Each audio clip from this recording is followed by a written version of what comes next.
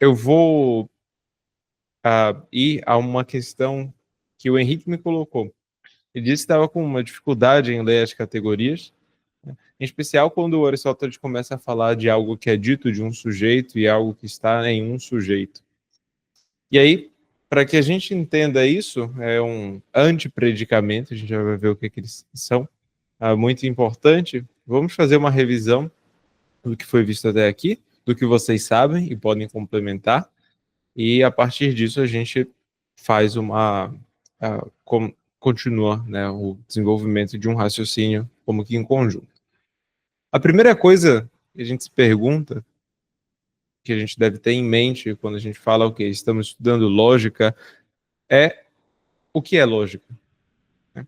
Então, essa vai ser a nossa primeira pergunta aqui. E aí eu vou passar para vocês, para que vocês me falem algumas coisas e a gente vai ordenando essas definições. O que é a lógica?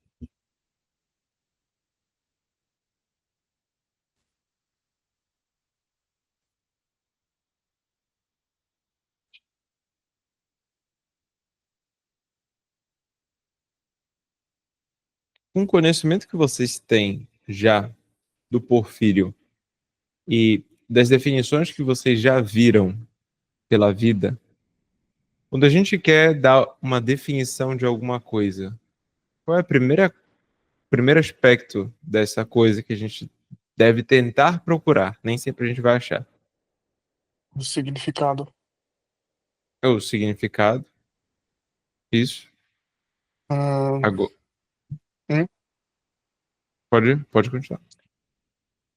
quando a gente tá, pretendemos entender alguma coisa, é uma palavra, a gente procura o significado dela. E Uhum, parece que a lógica, ela cuida justamente disso, da gente conseguir não só encontrar o significado dos termos, mas também saber fazer distinções dentro desses termos e uhum. saber. é,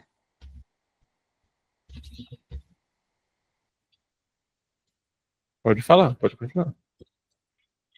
eu ia falar ordenação também, é, Uhum, ordenação dos termos. tá. Eu diria que quando a gente vai falar algo sobre alguma coisa, a gente procura por aquilo que faz a coisa ser o que é, Uhum. né? Então a gente procura definir algo por aquilo que diz o que algo é. Eu não sei se a gente chamaria isso de essência nesse caso. Hum. Qual é o nome da nossa expressão da essência de alguma coisa? Quando eu quero escrever ou falar sobre o que é a essência de algo, qual é o nome que eu dou para isso? Quase. Tem. Vamos fazer uma distinção interessante. Tá.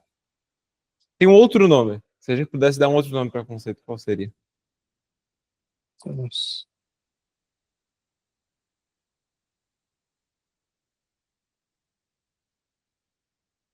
Quando eu quero colocar limites em algo, o que eu estou buscando?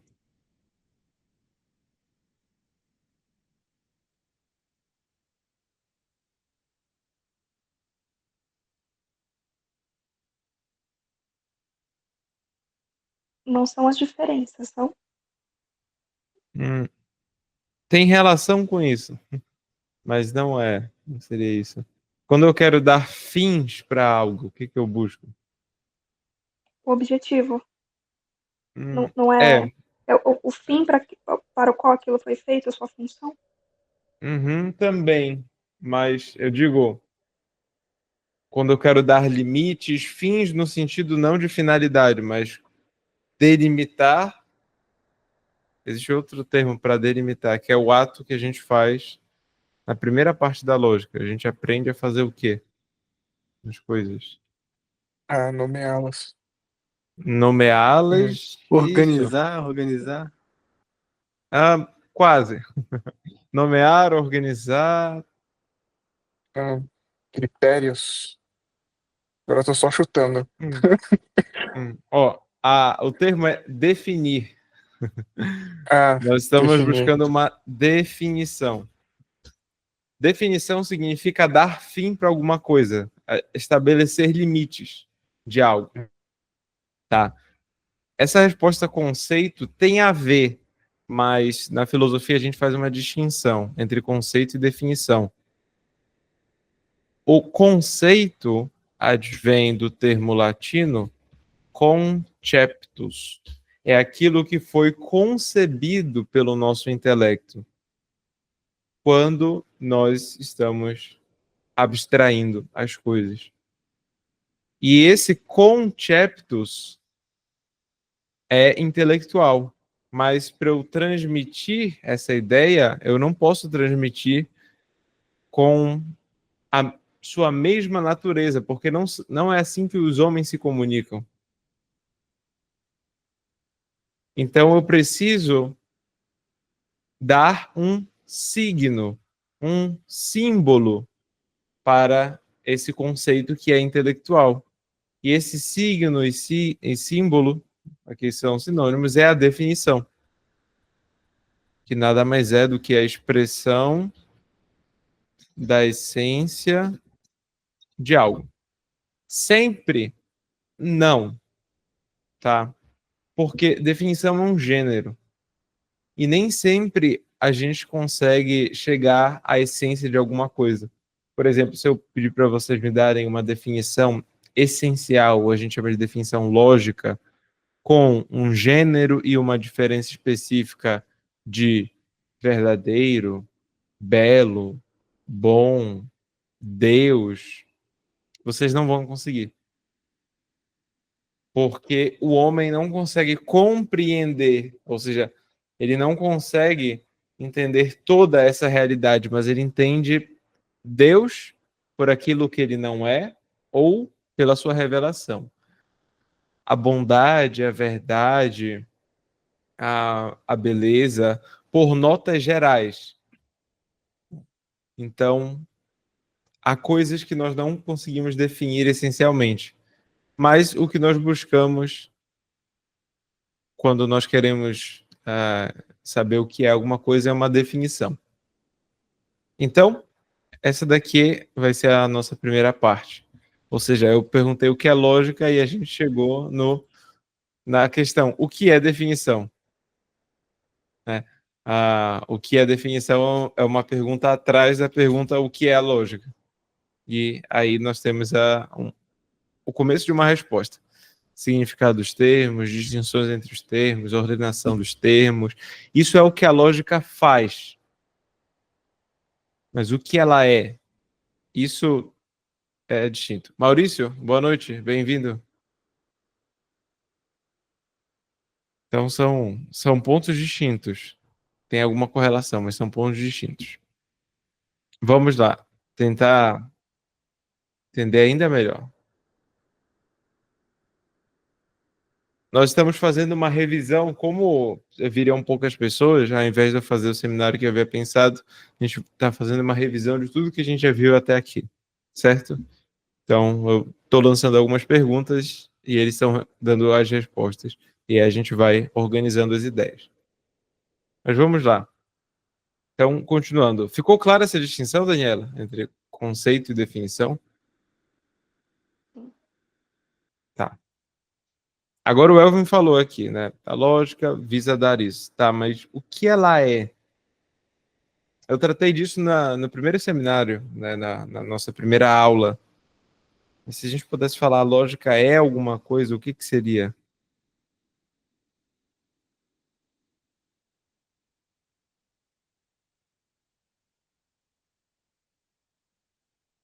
Que tipo de coisa ela é no mundo? É um estudo, né? Uma arte. Isso, ótimo. Temos aqui uma boa resposta. É uma arte. Tá. É, ela também não seria uma ciência? Hum, bem, arte, ciência. Esse daqui é um dos principais debates da Idade Média. Seria a lógica arte ou seria a lógica ciência? Bom, eles falam que a resposta é ambas, né? A gente não vai entrar nessa discussão, mas por que ela seria ou uma arte ou uma ciência? Porque ela tem técnicas, né? E ela usa do modo investigativo, né? Uhum. Técnicas aqui. Se a gente pudesse esmiuçar ainda mais, assim, o que que significa ter técnicas ou ser uma arte, por exemplo?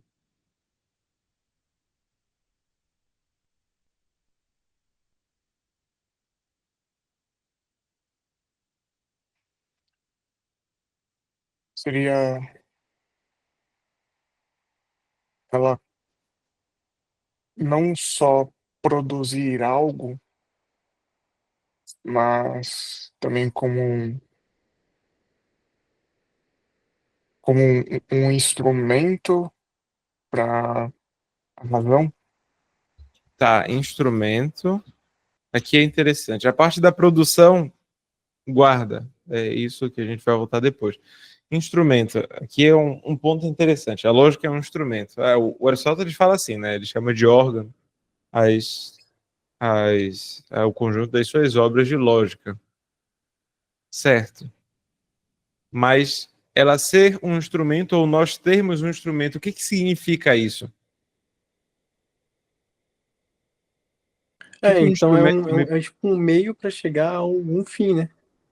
tá meio para um fim, certo? Ok, então temos. Agora começou a esclarecer mais. Quando a gente fala de arte, então a gente está falando de um instrumento meio para um fim, certo? Todas as artes fazem isso? Que não é uma pegadinha, uma pergunta sincera mesmo. Eu acho que sim, né? Acho que até a arte de, tipo, construir um castelo de areia, assim, né? Dá. Uhum. Sim. Aí por que que eu fiz essa pergunta? Porque a gente precisa, né, ter certeza na universalização que a gente faz, ou seja, nos limites que a gente está dando para alguma coisa. Toda arte é um meio para um fim, mas vamos pensar, será que dar significados para termos, fazer distinções entre termos, ordenação dos termos, não era feito antes da lógica ser descoberta? Acho que era, mas aí acho que a lógica ela formalizou, né? Tá, formalizou. Esse termo ainda não está tão bom. Sim. O que que a lógica fez com o que já era feito? O que que toda arte faz com o que é feito, o que nós fazemos? Ela dá princípios. Dar princípios. Hum. Ela delimita? Porque eu Hum. acho, O se eu não me Maurício falou engano, ordenar. é, Opa, O tá. Maurício falou ordenar. Tá. Ordenar. Ordenar é um bom. É um bom. Sem problemas, Maurício. Sem problemas. Isso.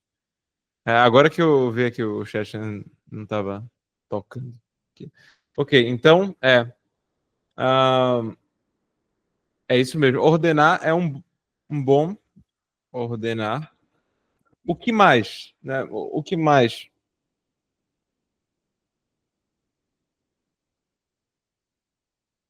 Pensem em alguma arte que vocês dominem, em alguma técnica que vocês tenham para fazer qualquer coisa. O que que isso muda na vida de vocês, digamos assim, depois de Ela, tê-la? ela muda a forma como eu vejo as coisas, é como se ela mudasse a forma como eu penso acerca das coisas, mas eu não sei se é só isso. Eu não digo só da lógica, eu digo de modo geral. Aprimorar, talvez. Aprimorar, opa, que Hum, é um bom, tá? A Daniela foi embora, desistiu. Certo. Acho que a Daniela ficou com raiva de mim. Não, eu tô aqui ainda, calma. Daqui a pouco eu tento de novo. Ai, ai. Ordenar, aprimorar. Esse é um bom. Aprimorar é um bom verbo. Por que acontece? Por que eu estou perguntando isso para vocês? Porque existe uma definição de São Tomás, mas eu não quero que vocês entendam memorizando a definição, mas a entendendo. Ou seja, chegando próximo a essa definição. E quando a definição é dada, as coisas ficam mais claras. Eu quis falar isso. Assim, é bem mais fácil da gente memorizar e entender. Uma coisa é só memorizar, outra coisa é entender a coisa, o objeto de estudo. Então, ordenar, aprimorar. O que mais? Pensar. Pensar? É, Então é a arte que ajuda a pensar corretamente. Uhum, tá, essa é a definição. Então, vamos colocar aqui, né? Pensar corretamente faz parte da definição. Elvin, por exemplo, argumentar. Não, eu digo da arte das artes em geral, né? Certo. A lógica certamente nos ajuda a argumentar melhor. Mas, Elvin, tu queres dominar uma arte, sei, queres aprender, estás estudando latim, né? As línguas são artes, sim. Conhecimento das línguas, né? Se a gente colocar um conhecimento da gramática, a gramática é uma arte liberal, enfim. Então, pegas um texto hoje em latim, tem dificuldade, daqui a pouco tu vai pegar um texto e vai ser mais fácil. É, a palavra que me vem é clareza. Torna as coisas Esclarecer, mais né? fáceis, esclarecer. Isso. Facilitar. Facilitar. Tá. Olhem que interessante, né? Temos aí esses termos. Quando São Tomás vai definir a arte, ele diz que as artes, de modo geral, em primeiro lugar, elas são ordenações da razão, pelas quais alcançamos fácil. Vou colocar todos os mentes aqui, os modos, facilmente, ordenadamente e sem erro, fins buscados por meios determinados. Não são exatamente essas palavras, mas aqui tem todos os elementos da definição. Isso é mais ou menos o que São Tomás diz que é uma arte, de modo geral. Por que eu digo de modo geral? Porque, de modo claro, de modo específico, ele diz: a arte é a reta razão nas coisas que podem ser feitas, no fazer, no produzir alguma coisa. Porém, a lógica não produz do mesmo modo que alguém que vai construir um castelo de areia vai produzir. Ela está no âmbito intelectual, por isso que a gente não pode dar uma definição tão específica. Então ele dá uma definição mais ampla, mais geral. E fala, a arte são ordenações da razão. A gente pode colocar ordenação mesmo, singular. Ordenação da razão pelas quais alcançamos facilmente, ordenadamente e sem erro. E aqui a gente poderia até tirar ordenadamente, porque a gente já colocou ordenação da razão, mas enfim. Fins buscados por meios determinados. Ou seja, o ser humano busca muitas coisas. Busca fazer, ele quer alcançar muitas coisas, diversas coisas. Só que para ele alcançar essas coisas, há modos mais fáceis e mais difíceis. Há modos que são impossíveis, há modos que são mais difíceis, há modos mais fáceis. Quando alguém consegue sistematizar esses modos mais fáceis, ordená-los e transmitir a outra pessoa, aí nós temos uma arte sendo concretizada. Então, o que vocês fazem, o que vocês ensinam, ou o que vocês aprendem, podem ser artes. Nesse sentido bem amplo. A arte aqui é sinônimo de técnica. Ficou claro esse ponto? Sim. Tá. A lógica é uma arte. O que vai ser a diferença específica da lógica? É isso daqui que vocês falaram mesmo.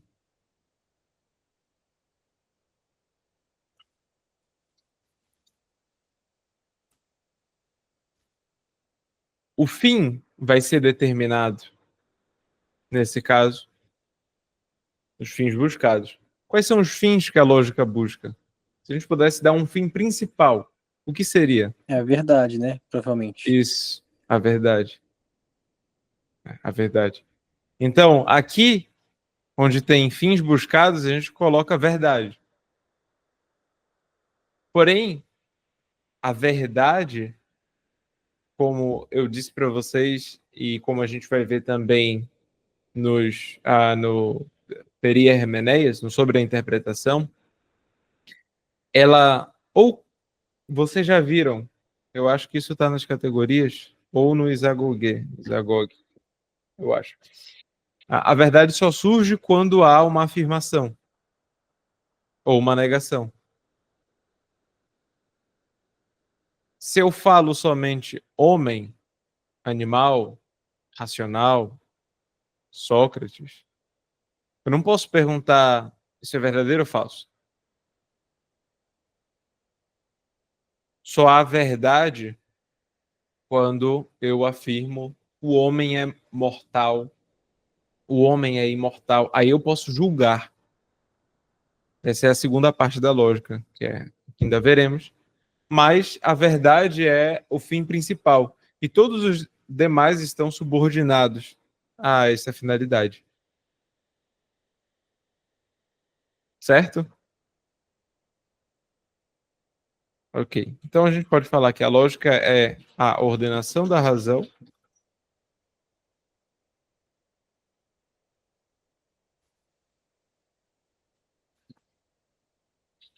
para que alcancemos a verdade. E aqui repete facilmente, ordenadamente e sem erro, por meios determinados. Ou seja, o que vocês falaram está dentro dessa definição.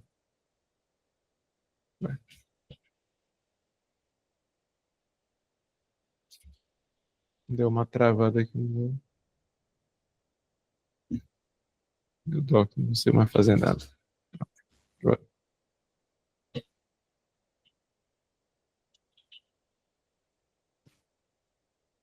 Ok.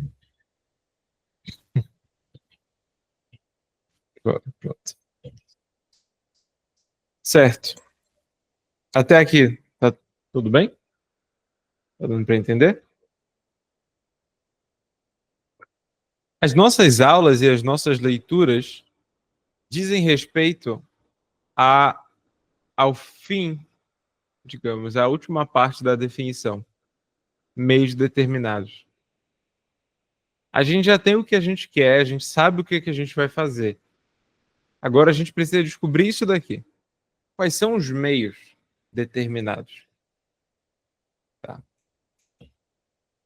E aí, para descobrir quais são os meios determinados, o homem faz uma distinção aqui interessante, que é uma comparação, né, que nós podemos fazer com um médico. Um médico, quando vai desenvolver a medicina, quando foi desenvolvida, não foi desenvolvida a partir da criação de um novo corpo e a partir dessa outra criação as pessoas foram estudando. Mas foi percebendo o funcionamento do corpo humano de alguém, seja após a morte, seja durante a vida, como o corpo funciona, como ele tenta se curar, quais são os seus mecanismos, que as técnicas da medicina foram desenvolvidas. Em primeiro lugar, técnicas que eram diziam muito mais respeito aos remédios, e em segundo lugar, a cirurgia. Tem um aluno que é médico, e esses dias ele me disse assim, professor, a gente viu um termo num texto que a gente estava lendo. Ele falou, professor, é porque antigamente quem fazia cirurgia era barbeiro. Eu falei, como assim? Ele falou, a cirurgia não era uma parte bem comum na medicina.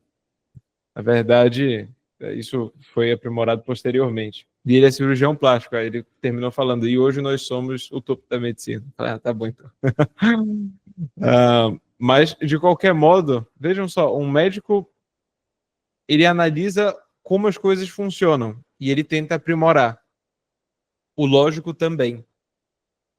Ou seja, ele vai analisar como é que o homem tende à verdade por meio dos raciocínios. Mas como é que ele ordena os raciocínios? Por que alguns raciocínios devem ser evitados, outros devem ser imitados? E foi ao longo desse tempo de discussão que o Aristóteles começou a ter alguns insights e falar, olha, essas coisas são necessárias para a gente pensar bem. Isso daqui, essas são as regras para o bem pensar.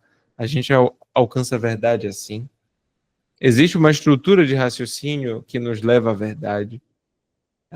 E assim ele foi escrevendo as outras obras de lógica.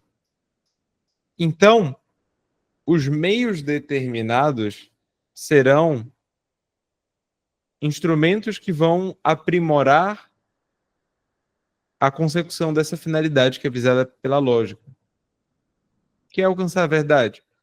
Porém, precisa de 3 coisas. Então vamos lá, para que vocês entendam onde nós estamos nas aulas.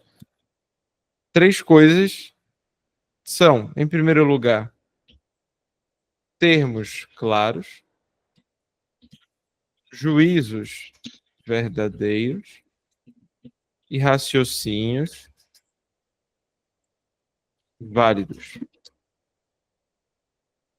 Nós precisamos disso ao longo da lógica, porque quando nós começamos a argumentar, se os nossos termos não estão claros, a gente pode cometer várias ilegalidades, digamos assim, num raciocínio. Ou o nosso raciocínio vai ser obscuro. Ou a gente vai mudar a nossa argumentação sem nem perceber, porque o termo que nós estamos utilizando não está tão claro ainda. E um termo claro significa uma definição precisa. E a definição mais precisa que há é a definição lógica, que nós chamamos, ou essencial. Agora vocês já vão entender o porquê desse título. É a definição... Nossa, as coisas são estranhas aqui. A definição que é dada pelo gênero próximo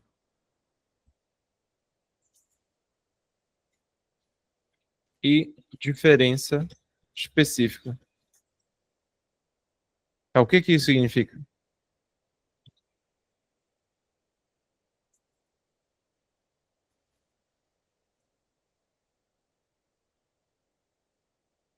Gênero próximo e diferença específica. É aquilo que eu posso dizer das coisas? A gente pode dizer muitas coisas das coisas. A gente pode dizer gêneros próximos, remotos. Isso tem a ver com o que foi visto no Porfírio. Isso resulta em espécie, não é? Resulta em espécie? Não só, Daniela, nós temos 2 coisas aqui. São 2 partes a definição. A gente está falando de uma coisa que é universal e uma coisa que é particular? Não. Diferença específica significa diferença do Porfírio.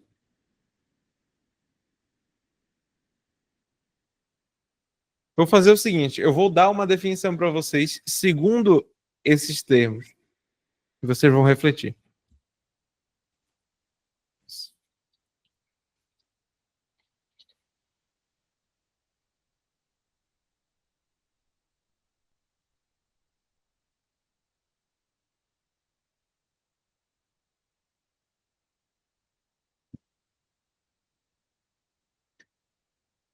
A cola está na parte de trás do livro de vocês, do Porfírio.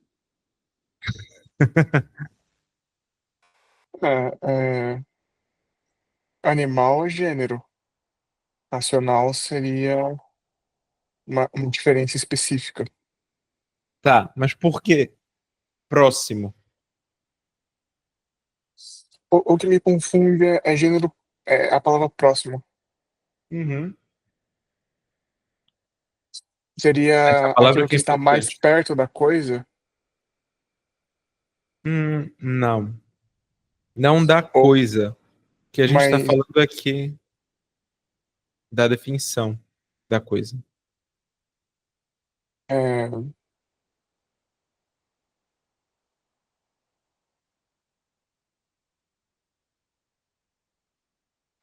é, o que eu tô pensando é que animal, não sei se próximo tem o mesmo, é o mesmo que é, preciso, mas acho que não. Não. Vocês se lembram da árvore do Porfírio?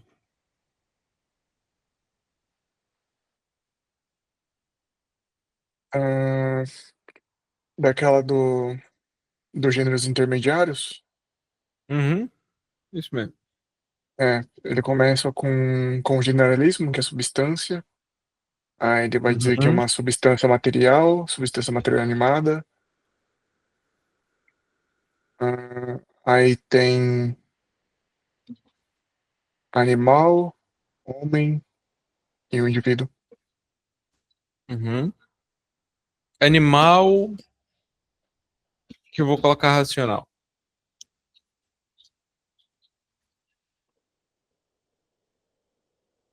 Vocês entenderam? Os termos podem mudar, mas um modo de chamar aqui é gênero generalíssimo, o gênero mais geral, e aqui diferença específica ou a diferença especialíssima. Certo. Então, eu posso dizer diferença específica, espécie, especialismo, mas estou falando das mesmas coisas. Isso. Tá.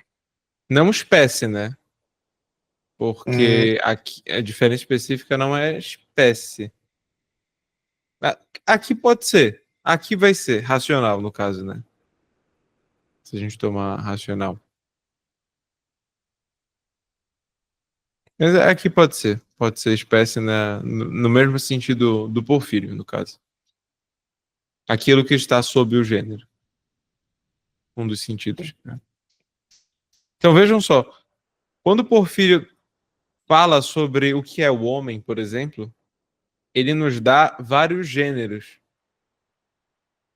Mas enunciar todos esses gêneros nem sempre nos traz clareza ao referirmos-nos a um termo.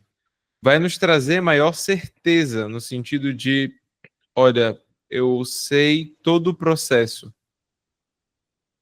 mas quando vocês estão argumentando ou quando alguém vai argumentar sobre algo, né, em especial um filósofo, o que leremos daqui para frente, ah, todas essas, todos esses gêneros podem nos confundir.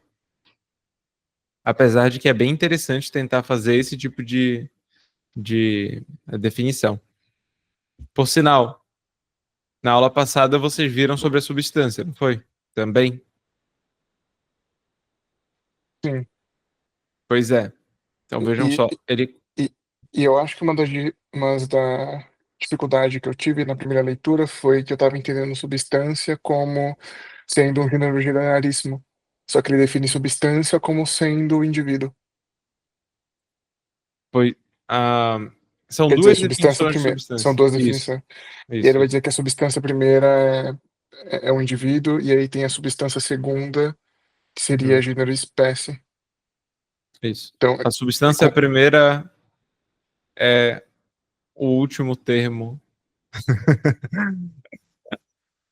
se a gente for analisar sobre outra ótica. A gente vai chegar nessa distinção das óticas. Mas antes disso, só para que fique bem claro, isso que eu coloquei aqui, gênero próximo e diferença específica. Essa é uma definição de definição, tá? De definição lógica, né? Porque, como eu disse, existem várias, ou existem outros tipos de definição. Por sinal, a gente pode fazer um outro seminário falando sobre isso, sobre esse ponto das definições, porque não está no Aristóteles, isso é um compilado de comentadores posteriores. Essa definição aqui, gênero próximo e diferença específica, está no Sofista do Platão, é um diálogo do Platão. Mas então vamos lá. Eu disse gênero próximo porque animal é o gênero mais próximo da diferença específica, daquilo que distingue o ser humano dos outros animais. É o gênero que está acima. Lembrando, indivíduo não entra na divisão, né? Indivíduo é só aquele que existe na realidade, que especifica, que individualiza uma natureza. Mas nós temos animal e racional. São os dois últimos termos, né, de todo esse processo de definição, de esclarecimento. E aí a gente chama de gênero próximo porque é o que está aqui. Próximo à diferença específica. Ou espécie especialíssima. Espécie ínfima também é chamada. Ficou mais claro agora o porquê? Eu falo que é animal racional e não, as pessoas não falam que é substância material animada, animal racional, ou substância, pode ser substância vivente, sensível, animal, animal já é o sensível, né? Racional. Existem diversas árvores, a de Porfírio e de outros autores, né?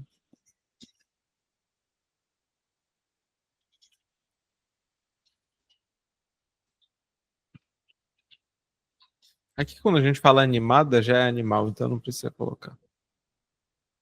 Substância vivente, sensível, racional. Tá, essa é uma outra árvore possível. Certo. Ficou mais claro agora, esse ponto, né?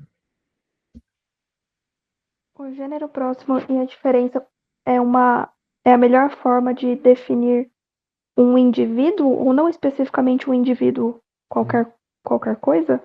Qualquer coisa. Do ponto de vista lógico, seria a melhor forma. Mas, como eu disse para vocês, não é tudo que nós conseguimos definir assim. Uhum. Porque a gente só consegue definir assim aquelas coisas que estão dentro da substância e dos 9 acidentes. Tá, entendi. Não, ficou claro agora a questão Tá. do porquê que é a definição da definição. Uhum, ótimo, ótimo. Quando algo não está dentre as substâncias e os 9 acidentes, se dizer que vai ser uma seta, é claro, vai ficar bem claro quando a gente terminar as categorias, nós chamamos isso de transcendental. É aí que surge o debate dos transcendentais. A gente fala que a beleza ou o belo é um transcendental, a verdade é um transcendental, o bem é um transcendental, o uno, a unidade. Por quê? O que significa? Significa que nós encontramos todas essas coisas ao longo de todos os modos de ser, ou seja, ao longo de todas as categorias, mas de formas distintas. Eu encontro um homem belo, mas eu posso encontrar uma estátua bela, uma roupa bela, uma ação bela, um lugar belo. São coisas completamente distintas, né? Não têm o mesmo gênero, não estão dentro da mesma categoria. Por isso que a gente chama de transcendental, né? O que está fora das categorias, está para além das categorias.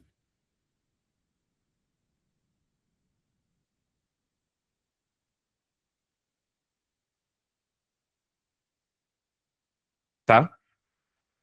Uhum. Mas eu não tenho nenhum comentário sobre transcendental. Ah, Não vou pensar nisso agora, senão eu vou sim. me Isso. confundir. Sim, sim. Eu só quero que isso seja uma seta, porque quando terminar e vocês ouvirem falar sobre isso, vocês vão entender. Né? Muita gente hoje fala sobre buscar a beleza, a verdade, a bondade. São fins interessantes, mas por que essas coisas estão unidas? Né? Anotem isso aí no sistema de vocês, do pensamento, que vai ser interessante pensar mais. Ok, então, termos claros. Se eu não dou um termo claro, eu posso cair numa falácia. É, eu já falei para vocês, né? Dei o exemplo daquele o caso de eu afirmar algo como toda luz se extingue, o intelecto é luz, logo o intelecto se extingue. Isso é uma falácia porque eu estou mudando o significado do termo luz ao longo do meu raciocínio. Falar que toda luz se extingue significa falar de um fenômeno físico. Falar que o intelecto é luz é uma linguagem figurada. O intelecto não é luz propriamente. O intelecto é uma faculdade da alma.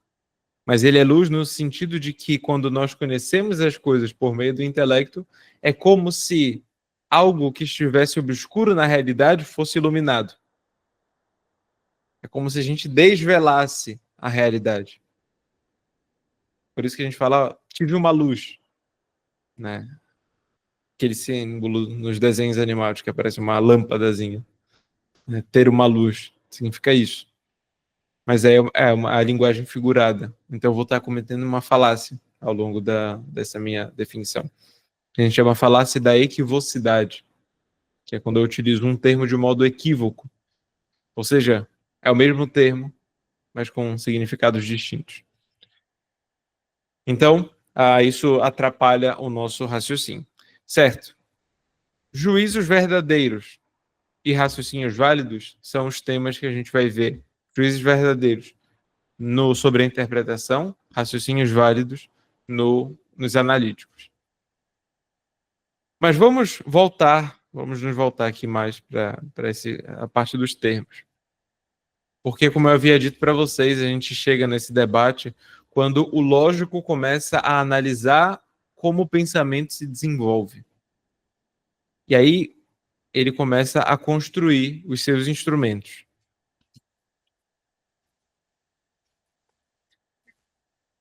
Primeiros instrumentos que vocês viram foram os predicáveis. Ou seja, aquilo que é tratado pelo Porfírio. Vamos colocar algumas questões sobre os predicáveis. Em primeiro lugar, qual a finalidade deles? Por que nós estudamos isso? Por que isso é útil? Em segundo lugar, quais são? E vamos começar com quais são. Quais são os predicáveis?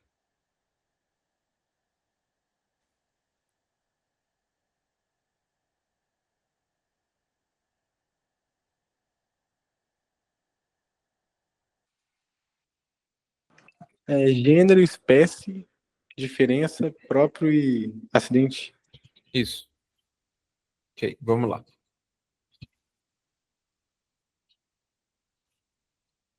Qual é o outro nome de próprio? Propriedade. Isso. Tá, e tem um outro nome também.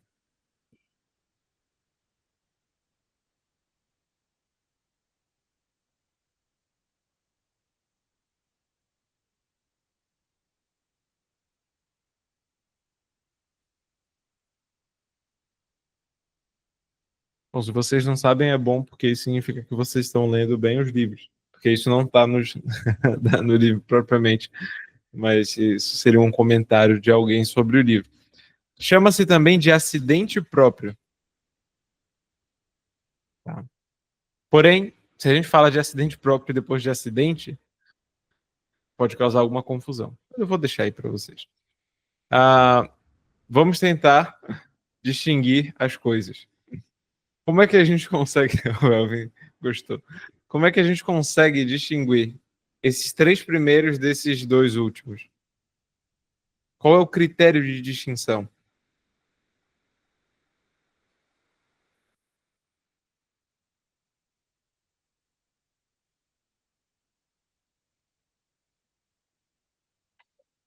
É, seria a pergunta que eles respondem, poder colocar dessa maneira. E qual seria? Ah, gênero, espécie e diferença dizem o que é a coisa, ou gênero e espécie dizem o que é a coisa. Acidente é como é aquela coisa. E diferença também diz o que é a coisa.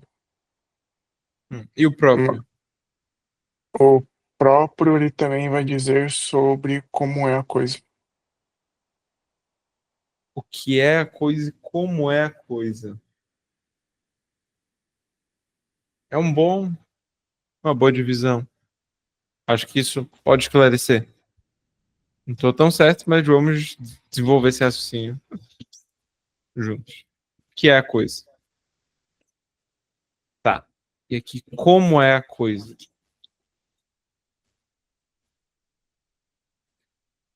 Agora, como é que a gente vai distinguir, em primeiro lugar, próprio de acidente?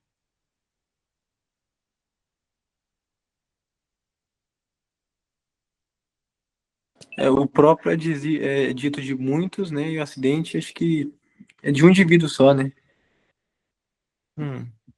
Dito de muitos. Essa é uma das propriedades do próprio. É. Mas ainda não esclarece muito bem.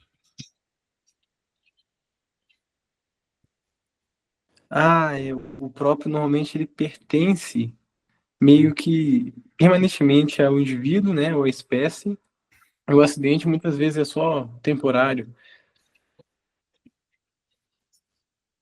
Boa. Eu acho que essa é uma distinção bem mais interessante.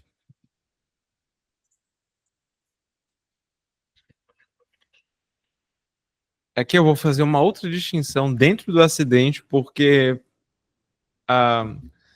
pensem no seguinte: a cor da pele de alguém é um acidente. Eu estou afirmando. Tem como a gente afirmar que ela pertence temporariamente a essa pessoa? Claro, Michael Jackson. A pessoa... Falou Michael Jackson. a pessoa pode pegar sol.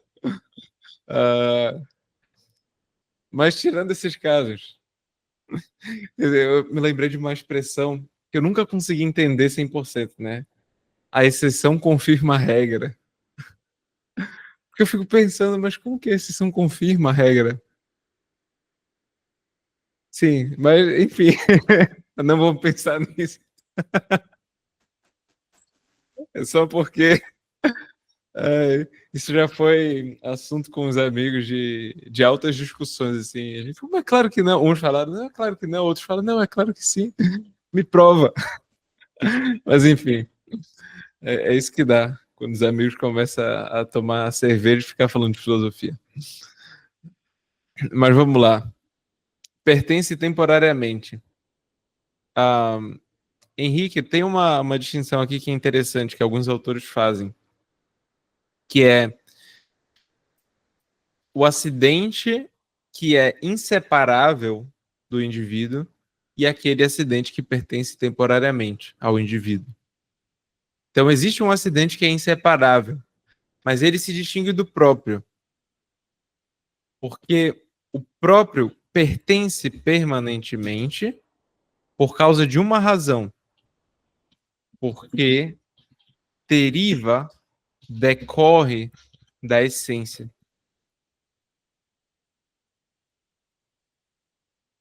toda propriedade decorre da essência de algo. Vocês chegaram a discutir as propriedades do ser humano, por exemplo?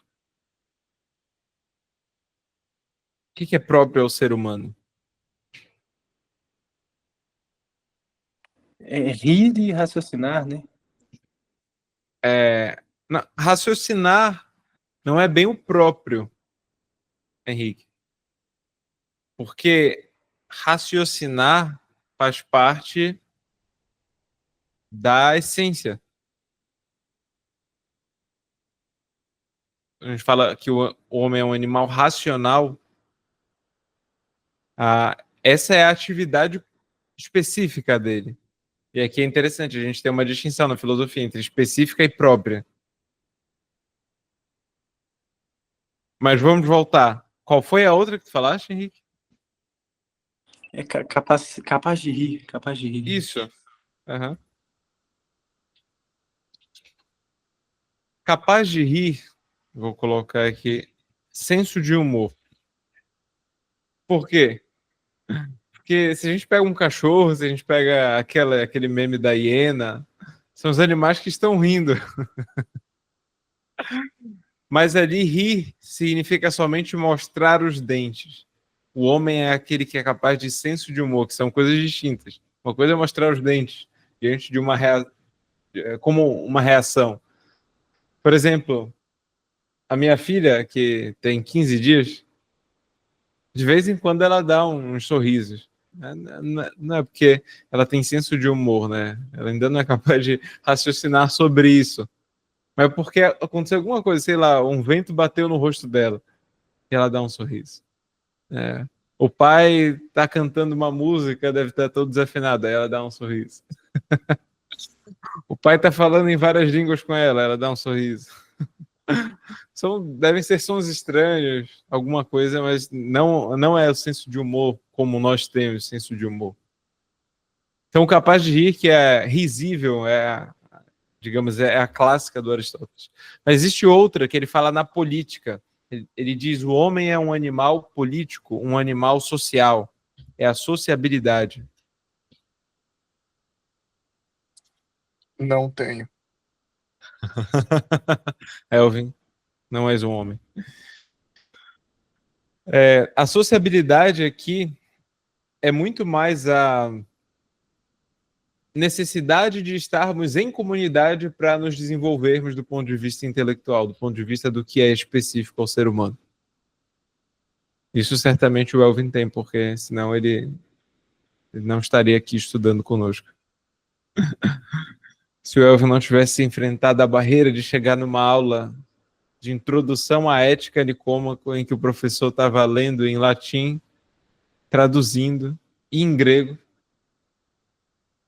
ele não estaria aqui hoje. Coitado do Elvin, guerreiro. Mas eu tenho uma dúvida, que é com Uhum. relação à capacidade de rir, a gente também associa com os animais mostrarem riso. Uhum. Sociabilidade, quando a gente fala de uma manada de lobos. Então, assim, dá para fazer uma confusão no sentido de, parece que essa manada de lobos é uma sociedade, mas talvez seja um equívoco dizer dessa forma. É porque, do ponto de vista de uma sociedade humana, é uma ordenação racional para que alcancemos fins próprios ao ser humano. Por que a gente se reúne em comunidade? É claro, vão ter os filósofos modernos que vão falar é porque a gente vive num estado de guerra quando a gente não está em sociedade, porque a gente vive num estado de ignorância, porque, enfim, várias coisas. Mas o Aristóteles vai dar a resposta que é porque nós precisamos da comunidade, da sociedade, para nos desenvolvermos humanamente. Do ponto de vista do que é próprio ao ser humano. E aí depois a teologia católica vai falar, seja uma sociedade com Deus, seja uma sociedade com os homens. Porque existem aqueles que se retiram da sociedade, da comunidade, os monges, e vivem uma vida isolada, às vezes em silêncio. E aí, como pode ser? Bom, são poucos os que conseguem. realmente, são aptos para isso. Mas vejam só, a exceção confirma a regra. Vejam, essas duas propriedades, e aqui, Henrique, elas não são somente permanentes, mas elas decorrem da essência do homem. Para que o homem se desenvolva enquanto um ser racional, ele precisa, ou melhor, para que a racionalidade implica essas duas propriedades. O acidente não. Ele pode pertencer temporariamente, como podemos ter mais ou menos quilos em algum momento da vida, né? Podemos ter mais ou menos cabelo, mudarmos a roupa, são os acidentes os 9 acidentes que nós veremos. Mas alguns eles estão no homem, no indivíduo, né? Naquele homem, como as feições. É claro, a gente pode mudar muita coisa, e é por isso mesmo que é um acidente, né?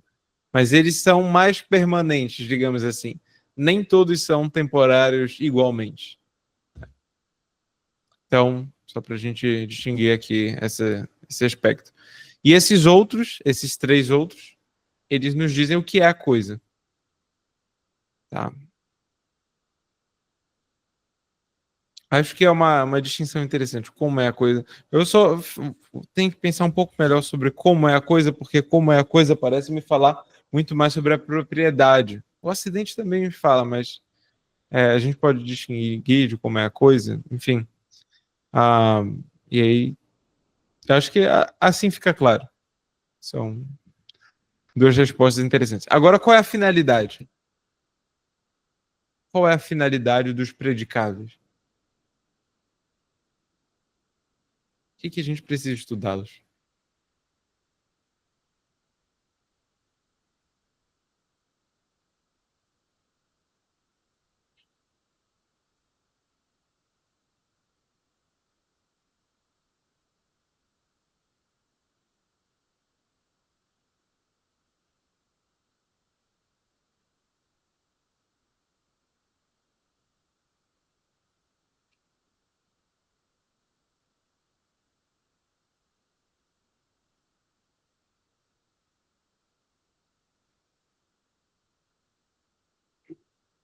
Eu ia dizer que vai dizer sobre alguma coisa, mas não parece ser isso, parece ser ver a realidade como ela é.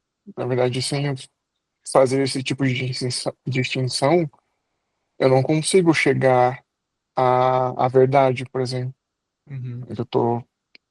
A gente combina essas coisas, por exemplo, eu posso dizer que é, homem e animal, então eu estou combinando os predicados para dizer que isso é uma afirmação verdadeira, por exemplo.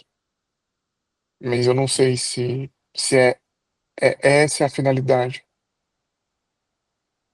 Tem a ver com isso, Elvin, mas vamos pensar um pouco mais, porque a resposta que desse é ver a realidade. É claro, a gente não vai considerar como ela é.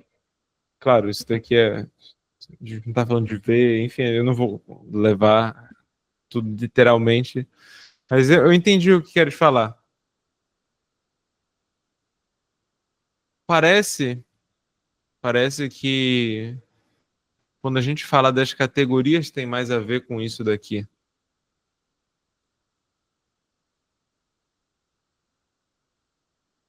Quando a gente fala que o homem é uma substância, que é uma Então, substância. é, eu ia dizer o que são. É que tem essa a coisa que é Uhum. e a coisa que é dito, mas não é bem dita a palavra que eu tô procurando. Tá. Estás no caminho correto, né? É por aí mesmo.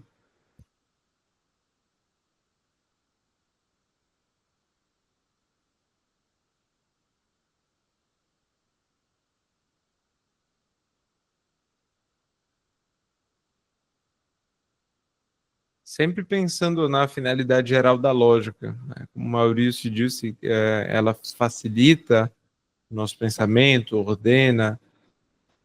Das coisas que são ditas. colocaria dessa forma. O quê? A Mas finalidade? a Finalidade é o finalidade quê? das coisas que são ditas. Porque as categorias vão tratar das coisas que são, mas para Uhum. dizer das coisas que são, eu preciso saber dizer sobre elas, eu preciso saber defini-las com precisão. Tá. É, Mas, né, isso tudo é muito confuso, é abstrato, não sei se tem uma uhum. palavra que consegue resumir isso tudo. É abstrato mesmo. É porque nós estamos em dois níveis de realidade, entre aspas. E aí eu vou tentar esclarecer algo que eu demorei bastante para poder entender. Quando a gente está distinguindo os predicáveis dos predicamentos, né? Predicamentos a gente está falando aqui das categorias, né? Então, por exemplo, quando eu estou estudando ser humano, o ser humano é uma substância. Uma substância significa que é algo que existe por si mesmo, que subsiste aqui.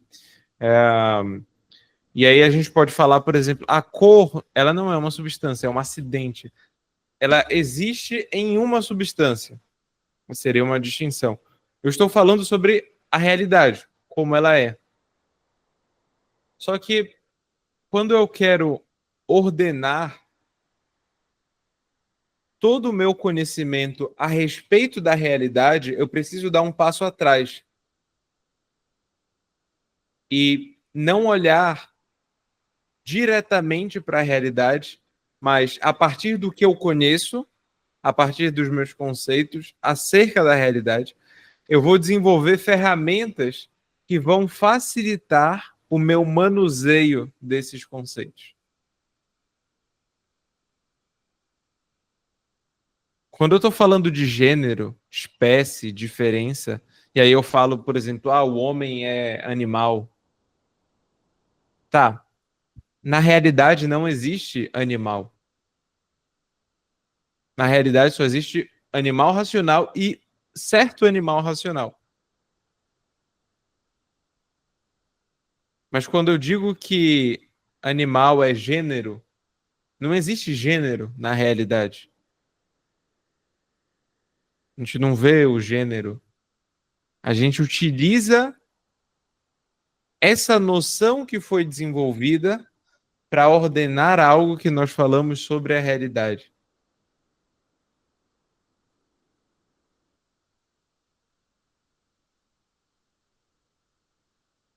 Pensem um pouco sobre isso. Claro, a gente não pega de primeira, mas ah, se eu vou escrever alguma coisa assim, estou improvisando, não vou pegar os textos porque eu quero construir isso daqui com vocês.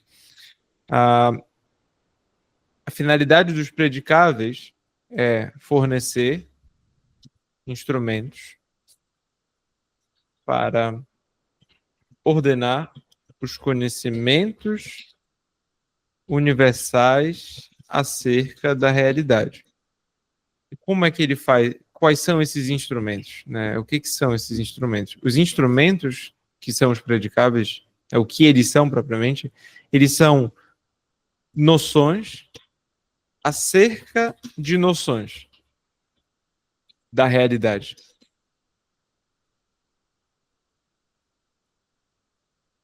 Existe um termo técnico que complica um pouco, que é ente de razão de segunda intenção.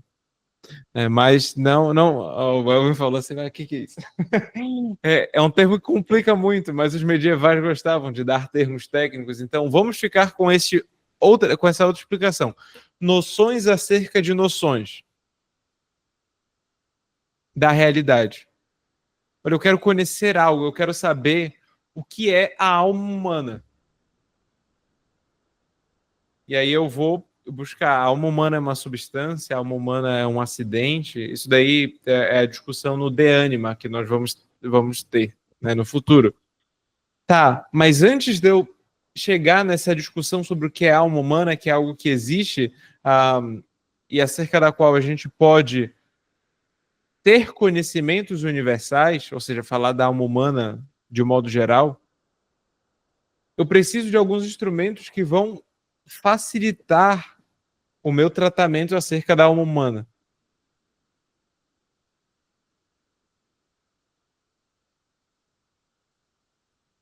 Que vão me falar, quando eu digo que a alma humana é, por exemplo, forma, que é princípio, isso é o quê? Isso é um gênero?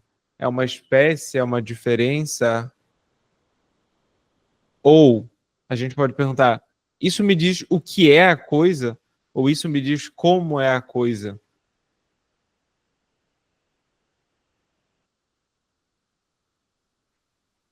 Forma me diz o que é. Isso, diz o que é. Aqui foi só um exemplo, porque a gente vai precisar depois entender o que é forma, enfim. Mas diz o que é. Quando eu estou estudando sobre a lógica, olhem só que interessante. A lógica, vamos pegar a lógica para analisar a lógica. Eu vou mostrar aqui uma definição. A gente diz, em primeiro lugar, a lógica é um acidente. Que tipo de acidente? É um hábito. E que tipo de hábito? É um hábito intelectual. Mas qual tipo de hábito intelectual? É uma arte. Eu não consigo mais. Mas qual tipo de arte? Arte liberal.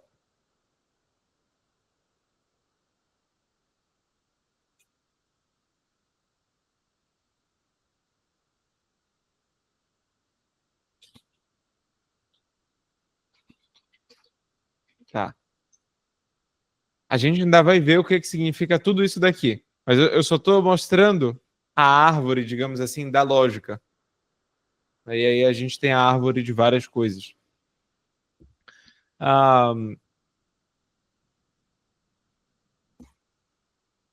E dentro do hábito, qualidade.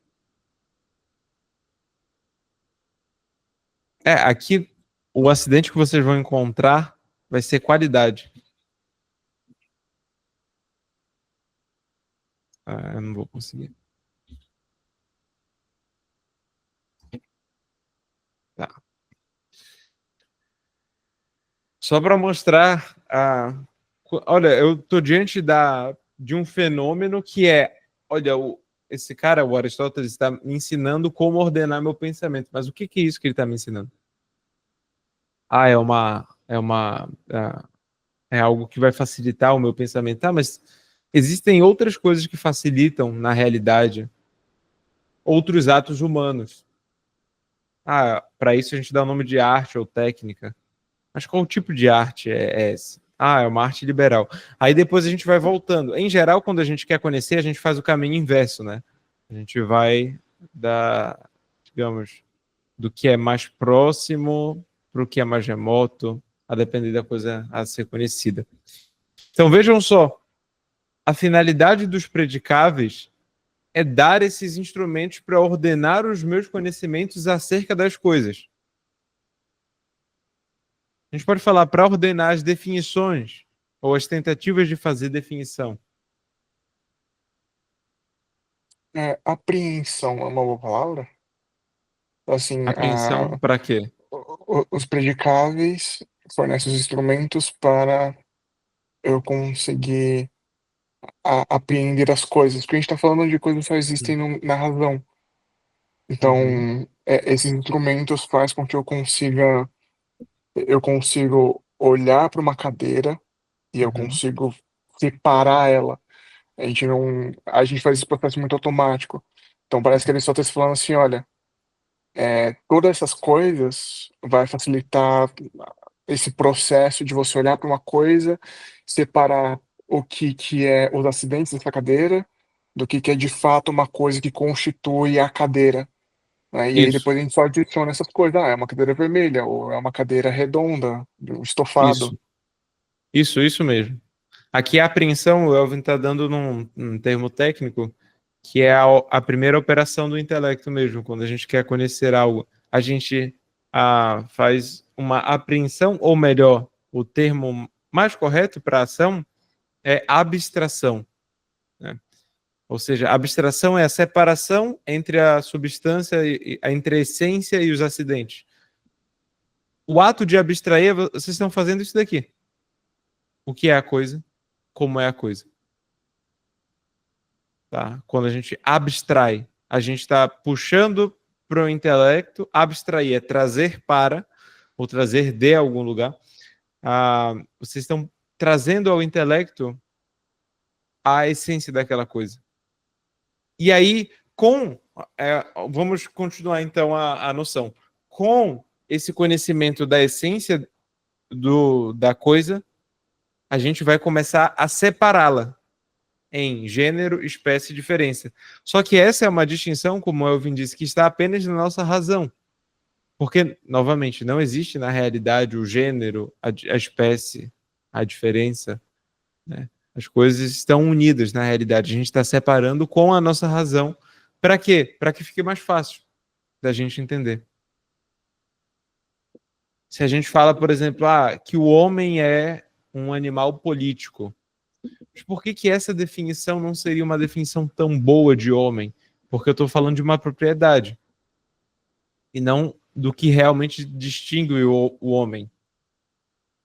Tá, mas o que me mostrou isso? Os predicáveis. Esse erro que eu poderia cometer.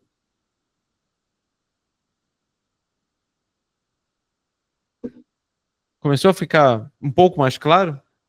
Aqui,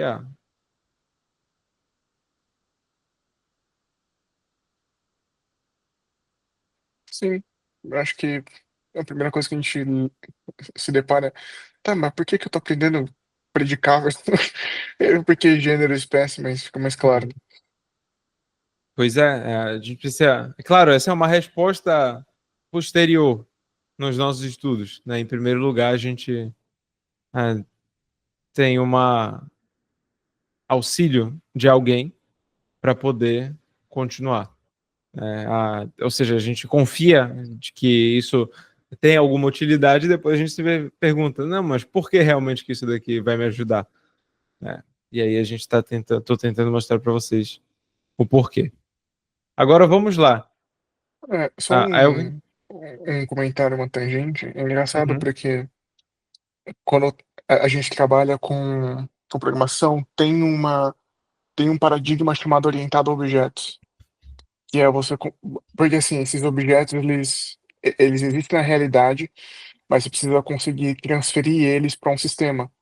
Então, a gente pega, por exemplo, um sistema de pagamento. Aí eu abstraio as características do que seria um pagamento e transforma aquilo se torna um objeto dentro do sistema.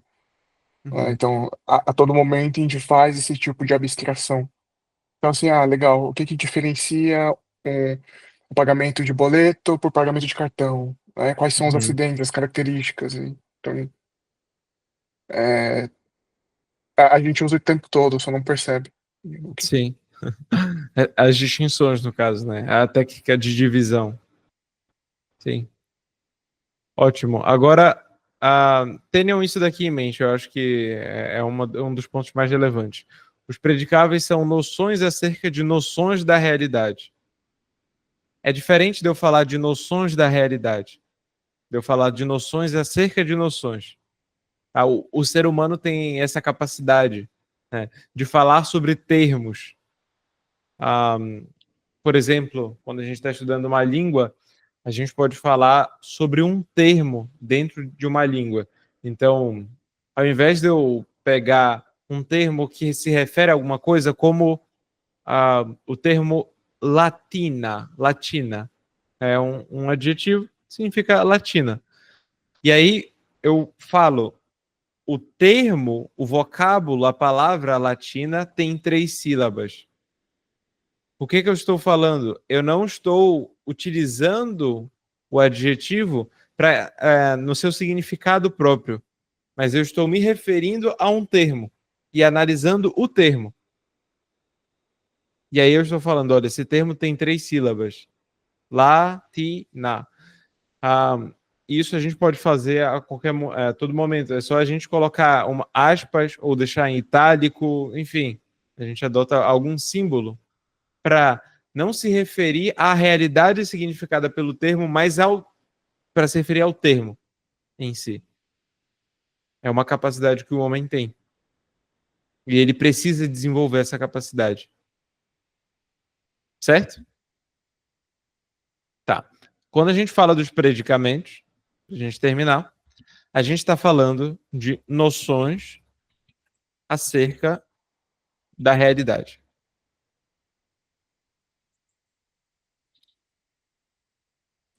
Tá, mas quando a gente abre a obra, as categorias, predicamentos ou categorias, tá bom?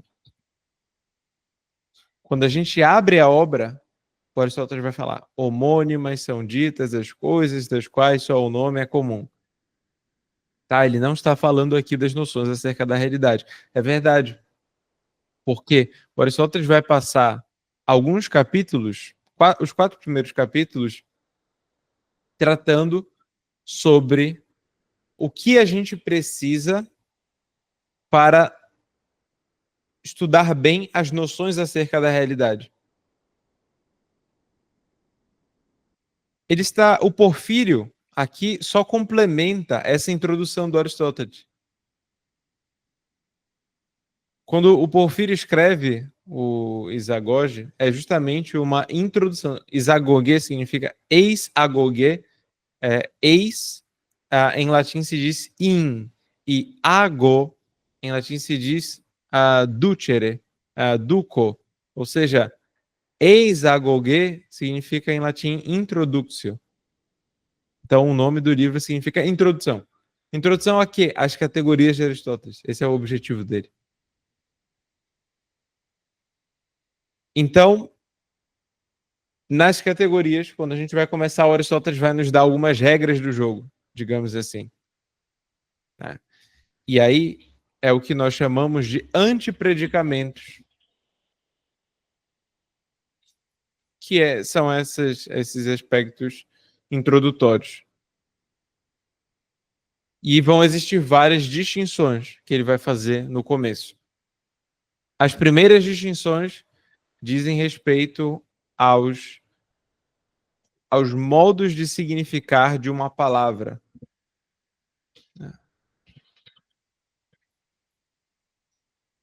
Ou seja, as palavras podem ser homônimas ou equívocas.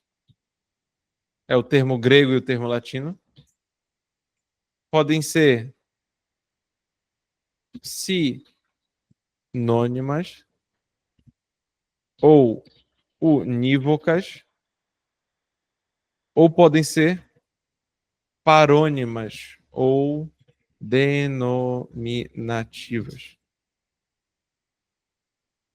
Quando a gente fala de um termo equívoco, o que isso significa? O nome é, é igual, mas o significado daquilo é diferente. Tá. E unívoca? O nome e significado são iguais. Tá. E as parônimas ou denominativas? O nome é derivado De outro. Né? de outro nome. Isso. Nome derivado de outro nome. Mas tem um ponto quanto ao significado também. O significado é relacionado. É a função. Quer dizer, não sei bem se é função, mas. Como assim? Não, é que quando eu digo. Eu vou usar esse exemplo porque está no livro, né? Ele vai dizer é, gramática Uhum. deriva gramático. Só que a função de gramática é diferente de gramático. Então a desinência Uhum. muda. Isso. Ah, é isso. Agora é como se fosse a realidade é relacionada. Né? O significado é relacionado. Hum. De alguma forma, a razão é igual. Então, por exemplo, quando você fala do gramático, quem é o gramático? É aquele que tem a arte da gramática. Né? Então, a relação entre gramático e gramático. Certo, mas vamos ficar aqui. Além disso, nós temos outros antipredicamentos. Os predicamentos que falam no nosso livro está complexo, é isso? É complexão, na verdade, que ele chama. É Mas complexão. Complexão e sem complexão. O que isso significa? ele está falando de combinação de palavras.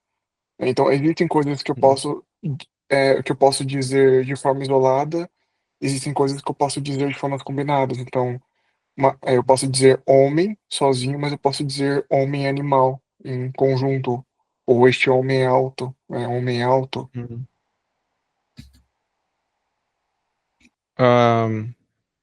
Pode ser homem é alto. Ixi. Tá. Vamos lá. A junção aqui, Elvin, a complexão, de um modo geral, significa isso. Junção tem a ver muito com, em grego, tem a ver com tecido. É como se eu estivesse tecendo coisas juntamente. Mas pode se relacionar somente às palavras, mas aqui, no caso das categorias, tem uma relação um pouco diferente, que é a relação das coisas enquanto elas são concebidas. Pode parecer que é somente termos. A gente não está falando somente de palavras. A gente está falando das palavras enquanto elas significam aquilo que nós entendemos acerca da realidade. Porque as categorias tratam sobre isso.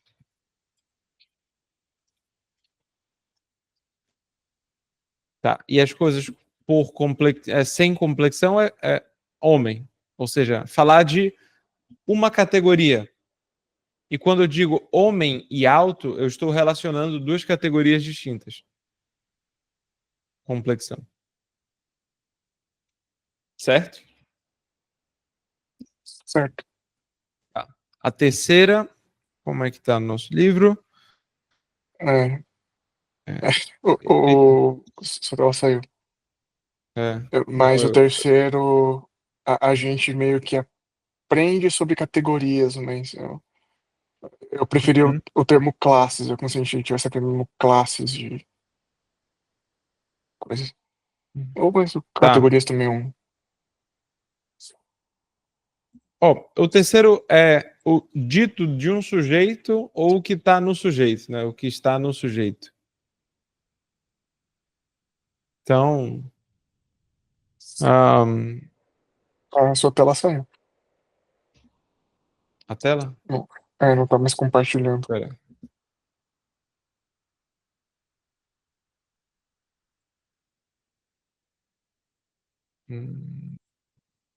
Tá.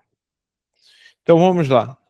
Ou dito de um sujeito ou como é? É que eu estou bloqueando o meu computador. Outra estão em um sujeito com um livro.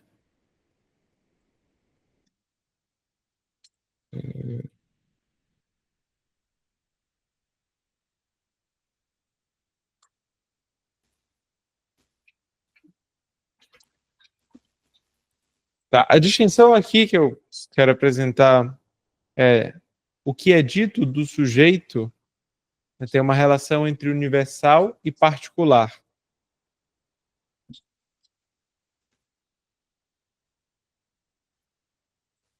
O que está no sujeito tem uma relação entre o que é substancial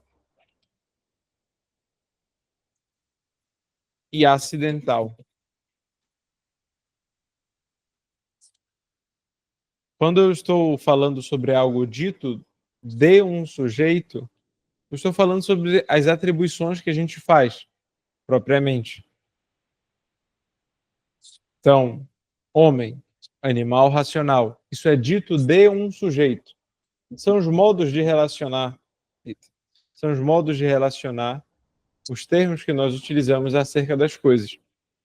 Mas quando, e que o exemplo dele, são ditas de um sujeito, não estando em um sujeito. Ou seja, isso é algo que está na nossa razão.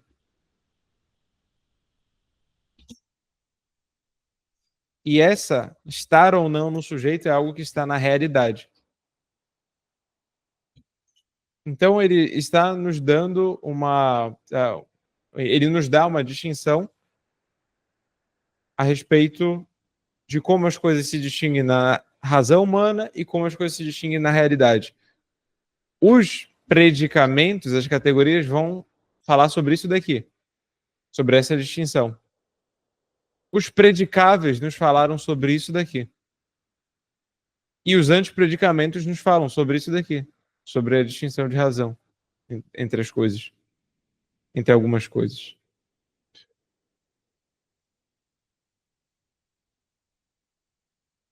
Bom, depois nós temos as regras, né? A gente pode chamar, acho que é um nome interessante, é regras de inclusão. O que ele diz aqui?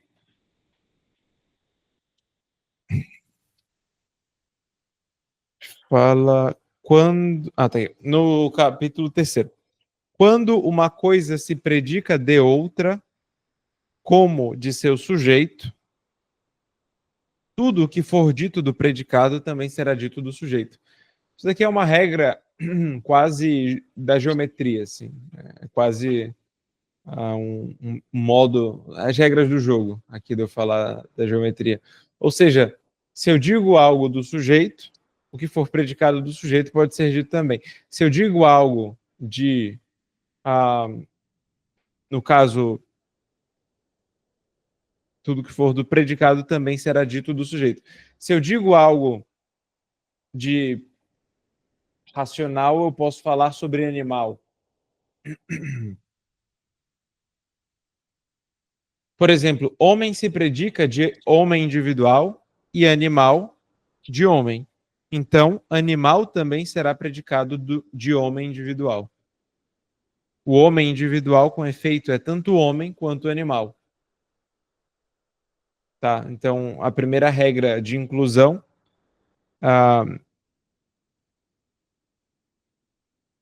predicação do sujeito.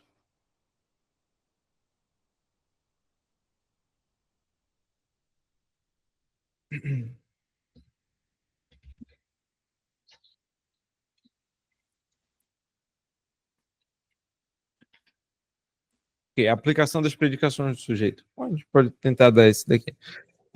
E a segunda é das coisas de gêneros diferentes e não subordinados uns aos outros, também diferentes serão as diferenças em espécie. Então, se a gente está falando de duas categorias distintas, eu não posso aplicar as mesmas coisas a ambas. Ele dá o exemplo. Por exemplo, de animal e de conhecimento, pois o pedestre, o alado, o aquático e o dípode, ou seja, as espécies aqui, são diferenças de animal. Nenhuma delas é de conhecimento, pois um conhecimento não se diferencia de outro por ser dípode. Bípede. Então, aqui seria restrição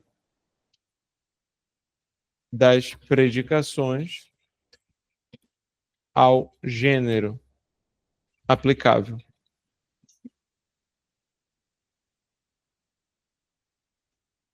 Vejam só, o que é isso daqui? Aristóteles está nos dando o modo de significar de um termo, a distinção das coisas como elas são concebidas, o que pode ser dito de um sujeito ou estar no sujeito, como Elvin disse, as classes, as categorias.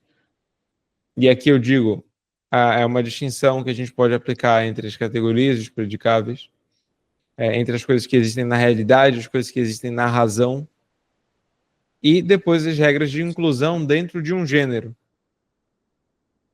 seja, como a gente vai relacionar horizontalmente, verticalmente, o que é relacionado a esse gênero. Essas são as regras do jogo, digamos assim, para que a gente possa utilizá-las quando tratarmos sobre as noções acerca da realidade. O que são as categorias do ponto de vista lógico? Do ponto de vista metafísico é outra coisa, que se relaciona, mas é outra. Do ponto de vista lógico, são as caixas que nós temos para colocar as coisas que existem na realidade e assim defini-las. É uma analogia. Tudo que a gente vai definir na realidade vai se encaixar nessas 10 caixas? Ou chegou Pois um é. cara assim hoje e falou, não, já não são mais 10, a gente consegue encaixar em mais. Pois é, aí é a questão. Não só hoje, mas desde a época de Aristóteles, ele já tinha reconhecido que são os transcendentais, o que eu te disse. Mas do restante, não. Até hoje a gente consegue encaixar assim. Até hoje. É claro, elas são gêneros mais gerais, superiores. Ou seja, as suas espécies estão sendo descobertas, são descobertas a todo momento. Por exemplo, quantas espécies existem de substância? Bom, milhares. E a gente pode, por exemplo, o que me veio à mente quando perguntaste isso foi a questão dos elementos, né, da tabela periódica. Antigamente falava-se só de fogo, ar, terra, água, éter, né, eram os 5 elementos. Hoje a gente fala de todos os que estão na tabela periódica. São mais elementos. Mas nós estamos o quê? Apenas especificando. Certo? A gente pode partir Certo. da mesma divisão que Aristóteles já fez de um modo geral e a gente só vai especificar cada vez mais. Mas o restante da realidade, até onde me consta, toda pode ser, todo pode ser incluído nas 10 categorias. Então, para que a gente precisa disso? Para definir as coisas que a gente vai ver daqui para frente. Tá? A gente está aprendendo os instrumentos, a arte, para poder fazer algo. Fazer o quê? Filosofia depois. Filosofia da natureza, filosofia da alma, filosofia moral, qualquer coisa, qualquer pensamento nosso daqui para frente parte daí. Eu digo qualquer um mesmo. Esses dias eu voltei para a Academia de Direito, discutindo o texto lá de filosofia de direito, eu percebi o quanto faz falta a algumas pessoas esse tipo de conhecimento. Porque a gente busca definições e a gente faz o esforço de definir algo, mas se a pessoa acha que o objeto ao qual a definição se refere é igual ao objeto de uma outra definição, a gente não vai conseguir conversar. Porque eu vou falar, olha, os critérios para mim, a definição são esses daqui. Vamos lá definir as coisas. Aí a pessoa vai falar, não, mas eu adoto esses outros critérios. Só que sem saber que existe essa distinção. Apenas falando como se fossem coisas iguais. Ou seja, se a gente está falando de substância, a gente está falando de animal, de planta, de animal racional, aí vem outra pessoa e começa a falar, não, mas porque o vermelho, o verde, o amarelo, são categorias distintas. Né? A gente não vai conseguir aplicar e refletir sobre isso. Isso vai se aplicar para todos os conhecimentos que nós tivermos. Né? Essas regras, enfim, essas distinções. Elvin, queres falar algo? Na verdade, não. Eu só fico muito impressionado que tipo, isso aqui é um livreto. Tem umas 30 páginas e o cara define todos os instrumentos que a gente vai usar pro resto da vida. Sim. Sim. Olha só, eu vou colocar aqui no link, tá? O documento. Eu descobri que dá para colocar. Modo interessantíssimo. Compartilhar com pessoas. Não. Cadê aqui? Permitir que qualquer um tenha acesso. Comentador. Aqui. Tá. O link vai ficar aqui no chat. Aí, as pessoas que assistirem essa aula gravada vão ter de pedir o link para vocês. Aquela quem pediu o link pra mim vai. Risada maligna. Não quero nem saber. Muito bom. Mas, pois é, Elvin, isso daqui é sensacional. Isso daqui é realmente incrível. O que o Aristóteles faz aqui é incrível. E eu digo para vocês, quando a gente for para as outras obras, o Aristóteles começa se questionando sempre sobre isso daqui. O que é a alma? O que é o movimento? É uma substância ou é um acidente? O que é a felicidade? É uma substância ou é um acidente? Enfim, para tudo, o Aristóteles vai adotar isso.